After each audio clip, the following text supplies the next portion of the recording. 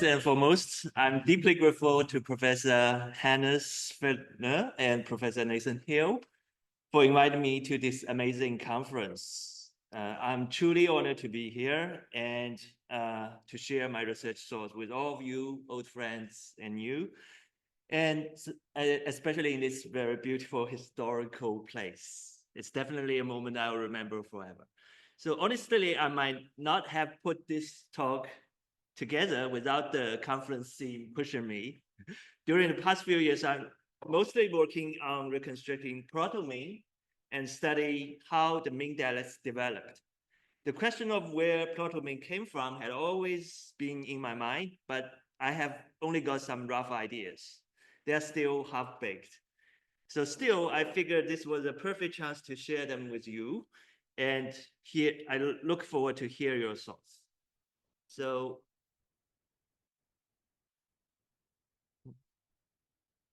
yeah. So as you can see, I have a lot to talk about. So I might not be able to cover all these topics, especially some details. So I very much expect that we can talk about it during Q&A or after the session. So to provide some context, let me first introduce the historical geography of the Huai River Basin. Yeah, so here's a map of the Huai River Basin. And as you can see, the Huai River flows right between the Yellow River and the Yangtze River. This central location made it a vital corridor linking North to the South China. And here's a map of like a Shijing, the word in Shijing period, maybe Western Zhou. And as you can see, the northwest Huai region was occupied by some Western Zhou federal states like Chen, Song, Cai, whereas the southern reaches were controlled by the Huai tribes. Okay. So during the spring and autumn period, the state of Chu expanded into these areas and occupies the north of the Huainan River and further advanced eastward into the Huai River Basin. At the same time, the state of Wu also entered the Huai River from the east, resulting in several battles between these two states in this region.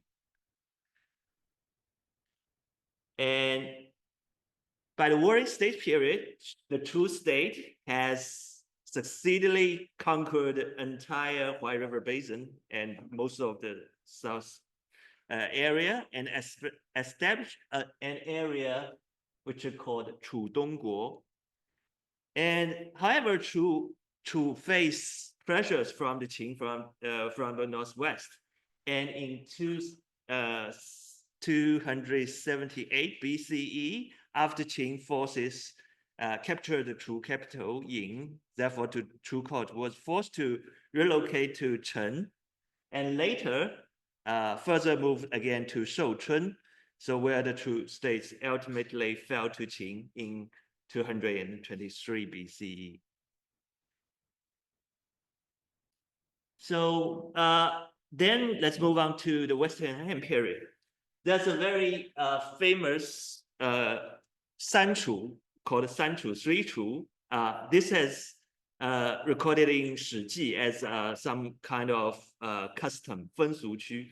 So as you can see, the Huai River Basin can be divided into three different regions. The northwest region belongs to Xichu, the southwest belongs to Nanchu, and the east belongs to Dongchu. And if we compare with the Yangtze Fangyan, it's extremely similar.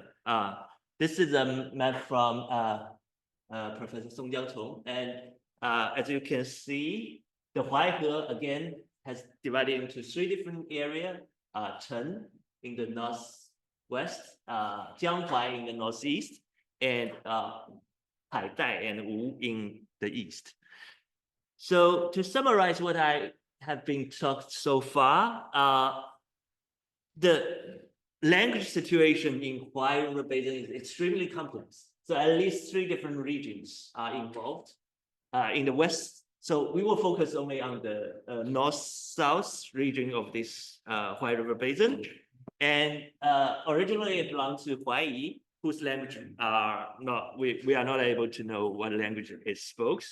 But then we have the Chu and Wu conflict in this region, and ultimately Chu has occupied this region, and later it becomes its capital, and it's regarded in Sima Qian as a Nanchu area, and in Yangxiong it's Jianghuai.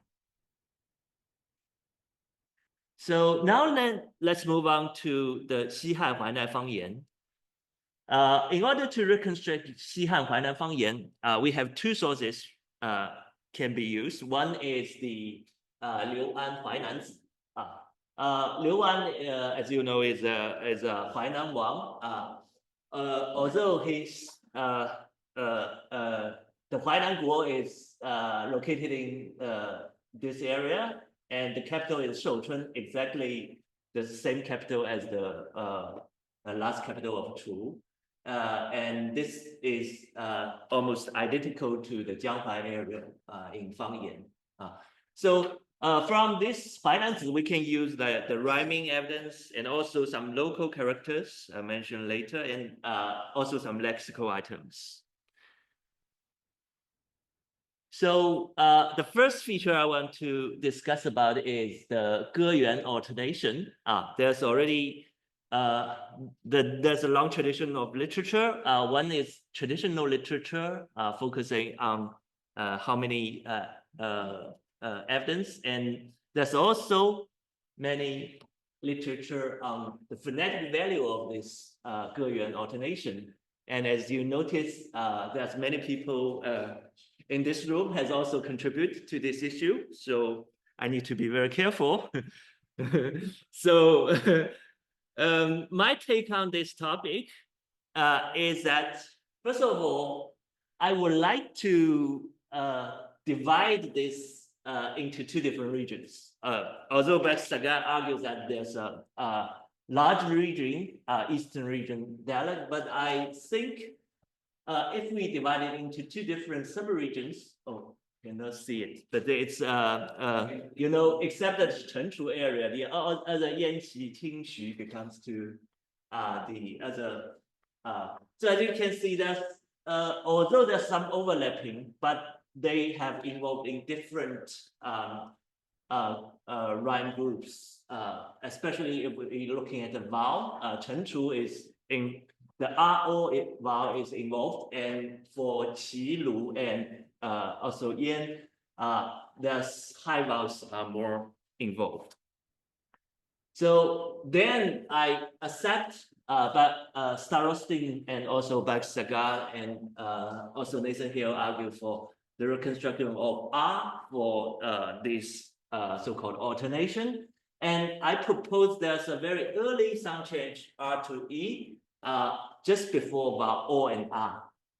And this is a test already. This sound change already occurred in Shijing Chengfeng. So here is the very famous. Probably you all have know about this example, and this is supported by a later Lu Chun Han Shu Zhu, Chen Song Zhi Shu Yan Huan Shen Ru Ge. Okay, so I suppose this sound change only happened once in historical time, and all the other examples are the results of the expanding of the Chen Fangyan. So I would call this as a sound change happening in Chen Fangyan. And from the local, from the place names, we can learn that exactly the region of this sound change is mostly within the Chenchu area.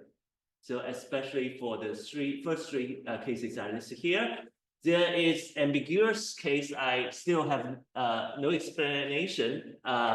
It located in today's Henan, Sichuan, and the Boyang, the name of Bo in the Nanchang area is probably a later later adoption of the place names in the south. So if we look at the rhyme in the Han period, you can see in Huainan and Lunhen, there's exactly the same word is involved. That is the Suan. So Suan rhymes with He in Huainan and rhymes with Suo in Lunhen. So I will argue that this is not a sound change happen again, not the preserving of R, but rather it's just a lexical remains of a very early sound change already happened in Chen, in Shijing. So therefore, I agree with Wang Hongzhi and Zhang Zhentong that this cannot be used as evidence for the existence of R coda in Hantan. Whether R coda exists in other Han dialects remains to be studied.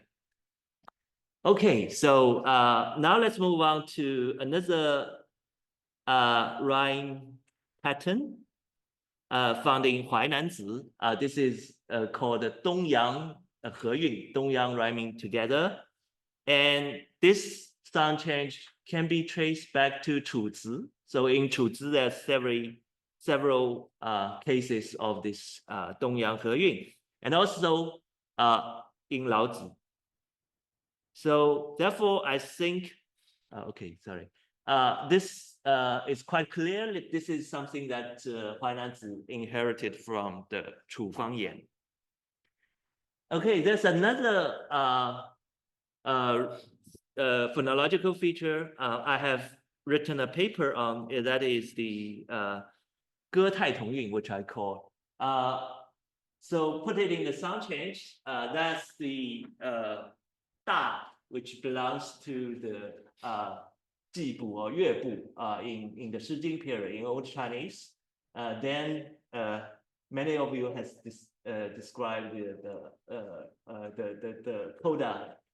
So I suppose this coda has already changed to E coda in the Huainanzi. So therefore, there's a local character which use mu plus da. The da is used as a phonetic shenfu to express the word rattle, duo. So this is the evidence. There's also some rhyming evidence. Yeah, sorry, I can't see it. Yeah, there's some rhyming evidence in Huainanzi indicating that Gebu and Jibu is very close.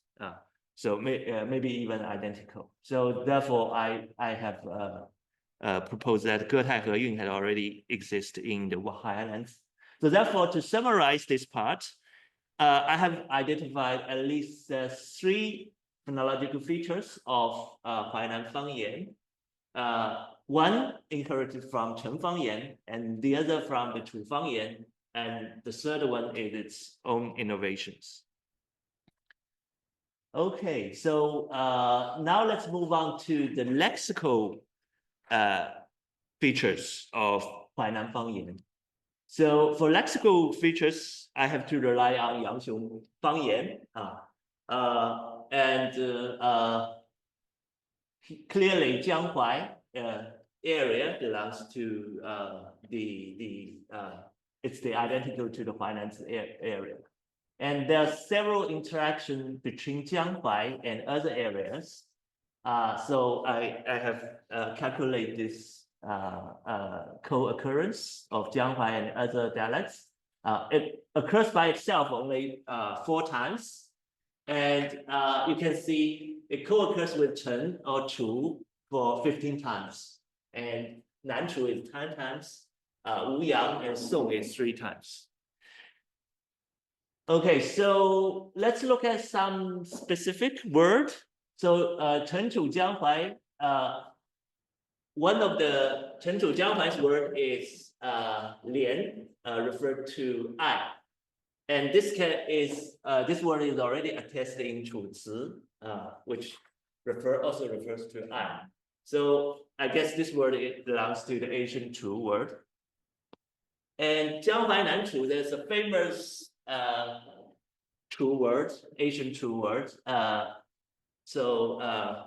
Hu, Lao Hu tiger is Utu, and Ru is Hu, so Hu Tu refers to this man's name. And this Utu survives in the Nanchu, Jiangbai Nanchu areas. However, as you may see, it has replaced by other words in the Chu area. So here, Jiangbai Nanchu again shows some clues of preservation of ancient Chu word. And if we're looking at another example is Wuyang Jianghuai. So here's a very interesting character, Chongjing Jishen, which glossed as Jianye in Fangyan. So I think it might be related to the Yue Shu Wei Jia Ling, which have recorded this Yueren famously.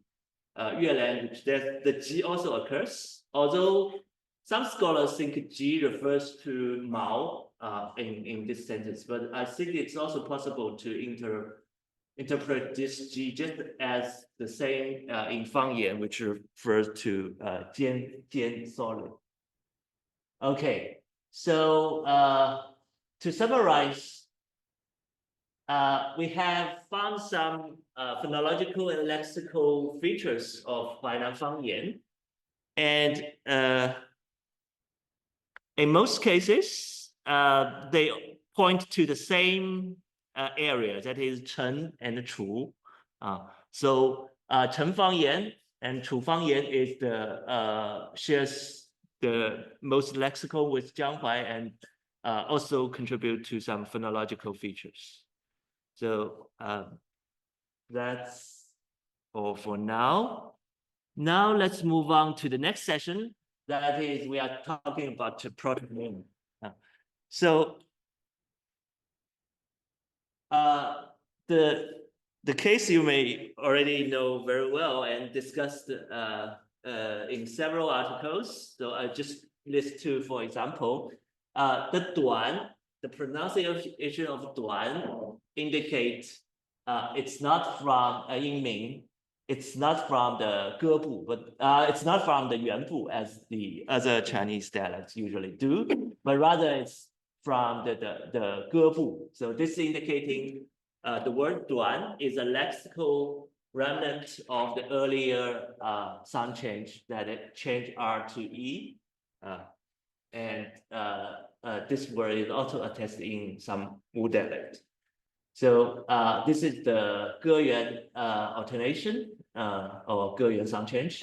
And then I discuss in my paper that the Getai Tongyun is widely attested in Southern Chinese, such as Hakka, Southern Wu, and Yue, and also Ming. So Ming also shared Getai Tongyun, the phonological features. And there's another case that I haven't talked about in earlier discussion is this gloss. So here you see that Fangyan, it's discussed about the Li, but it invented a new character that is 从 zhi lai shen, refers to Chen Chu Jianghuai's pronunciation of Li. And I think it's most likely that this Lai and Li difference is indicating that there's the rhyming difference between Lai and Li. So, and again, it's it agrees with the Proto-Northern Ming form of wine cat, which is Li, because it's have a lower vowels. So it's exactly like this line, which refers to the lower vowels. So I have a paper still under review, which argues that Old Chinese 上古之部 can be reconstructed as a high central vowel in Proto-Min. So it's equals 上土之部. And then there's some innovations within Ming. So here is a very interesting middle pair, because Li and Li is identical in terms of rhyme in both Old Chinese and Middle Chinese. So according to Baxtaga, they have different initial forms. And this initial forms is also attested in Proto-Min. They have different initials.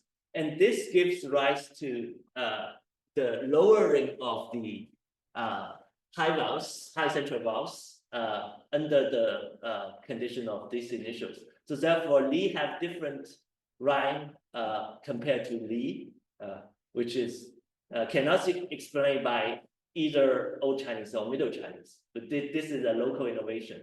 And I suspect this is related to the Fangyan stress of this Li. So here are some more lexical examples. So I won't go into details. I just show you that the she is attested in Proto-Min. This is widely attested word, refers to pig. And also this she refers to ladle, and it first appears in Fangyan and widely attested in Min. And also the huo refers to many. I think Nohara-san will discuss about this term later. So yeah. And another word is luo, referred to a bamboo tree, flat rounded, first attested in Fangyan and then widely spread in Ming. So to summarize the phonological and lexical features of Proto-Min and how its origin of these features. For phonological features, as you can see, it clearly related to Huainan in all three cases. However, in the lexical cases, it's more controversial as this they are more related to the Huaibei, the northern part of the Huaihe, that is the Chenchu Songwei area. So why is this the case? Do we have an expansion? So we expect to find Jianghuai if it's the same with the phonological feature, but now we find the Chenchu Songwei. So is that an explanation? So one explanation is to say that maybe in the West Han period, the words are yet to be spread into the south part. Later, maybe they spread further south and then into Ming. However, there's another possible explanation. If we look at the frequency in Fangyan, you will find the Jianghuai is significantly lower than the other area. So Chen Song Wei and many others, usually like 60s or 70s, but Jianghuai only have 33 in total. So therefore, I argue another possibility is that these words exist in Jianghuai, but due to like some unknown reasons, because Fangyan is not a complete work, as you all know. So maybe Yang Xiong has not able to find a very ideal informants is another possibility. Then he's not able to get this word, but it didn't prove that it didn't exist in Jianghuai. So that's my explanation for this. Okay, to summarize what we discussed so far. So according to my hypothesis, the Huainan Fangyan has different sources, and the most dominant part comes from the Chenchu, and probably this is from Chen, original from Chen, and after the Chu conquest Chen, and later expect to and shift their capital to Shouchun. So there's many Churen move in this direction, which is exactly attested in the historical record. And there's also some subtle Wu inference. And then later, Huainan Fangyan expand further south. So maybe there's some dialect in the middle, but we are not covered. We are not able to know what language spoken in Jiangxi at that time. So all I know is that in Proto-Min, there's many similar features with Huainan Fangyan. Okay, so now in the last part, I would like to provide some archaeology and historical geography evidence for arguing this connection between Proto-Min and Huainan Fangyan. So I have very limited time, so I can't show you all. So this is actually another topic I'm going to present in Paris this Friday. That is, I have a new framework on the origin of and development of Proto-Min. So I suppose Proto-Min can be related to the Mingyue languages in the Western Han period.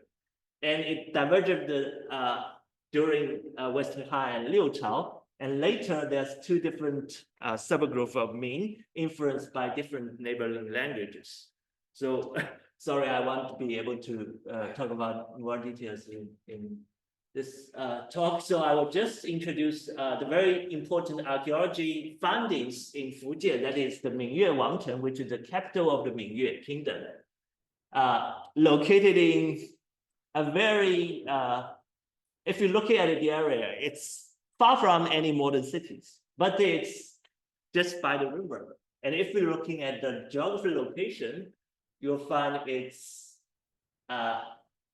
very interesting that it's just at a river, surrounded by the river, and here's the building. And as you can see, it's almost hardly to getting to this capital from the land. So you can only arrive this capital by boat. And so I won't talk too much about this, but I would like to show you some evidence to say that Mingyue is already spoke a form similar to Proto-Min. That is, there's already use of Chinese characters in the Mingyue period. So, and there's many names which use Chinese characters to refer to the local Gongjiang.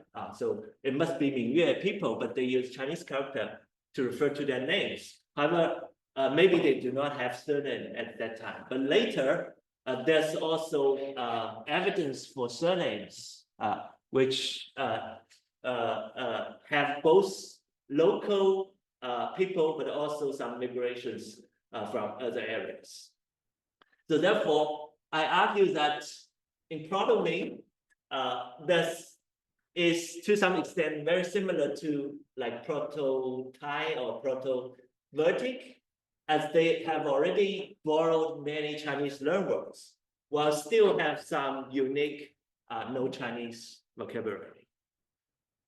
And here's another evidence showing why Huainan and Mingyue can be related.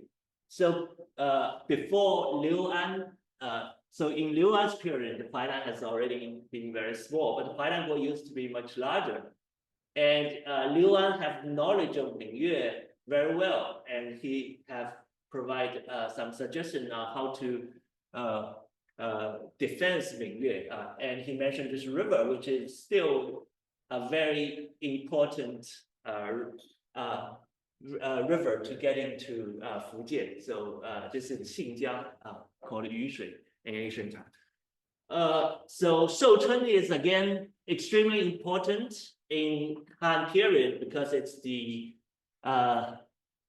crossroad into the south. So whether you go Zhejiang or go Jiangxi, you need to pass by Shouchun. And it also the most southern part where the people controlled by the central government located. So in the south of the Shouchun, you can see there's a very limited control of central government, that is the Han Dynasty. But in the north of the Shouchun, and including Shouchun, there's many people controlled by the central government. Okay, so So before I end my talk, I would like to say something about the implications of this study. I know the evidence I provided is limited, and I do not expect to convince all of you of my hypothesis.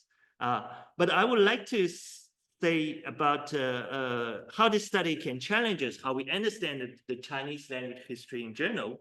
So the prevailing model, which I call the North Central model of the history of the Chinese language, 北方中心汉语史观, it treating Northern Chinese as a single linear evolution, while reducing Southern Chinese to just no Chinese substrate plus different waves of Northern influence. And variation in Southern Chinese dialects is often analyzed in terms of different proportions of linguistic layers. Like some layers are more dominant in some Southern Chinese, while others in other Chinese languages. So I think this model oversimplifies simplifies the far more complex realities of Southern Chinese history. So here's a summarize my current understanding of the Ming's linguistic history. While my proposed new framework for Ming may not yet be fully convincing, it highlights how Southern Chinese varieties developed with far greater complexity than traditionally assumed. So fragmentary evidence reveals distinguished sound changes, showing these varieties weren't just shaped by Northern influence. They follow unique evolution paths with linguistic interactions absent in the North. So Ming is not an exception in this regard. I think other Southern Chinese varieties such as Wu and Hakka also exhibited independent evolutional pathways that begin earlier than previously thought. And their linguistic history are far more intricate than earlier studies suggested. So historian Lu Xiqi has proposed the southern trajectory of Chinese history, 中国历史的南方脉络. So I would like to borrow his term and propose this southern trajectory in the history of the Chinese language, 汉语史的南方脉络. So I hope I have demonstrated that this southern trajectories is not only partially recoverable through careful analysis, but also holds co-equal significance with its northern counterpart in reshaping our understanding of the Chinese languages. So that's all for my talk. Thank you for listening and passing time.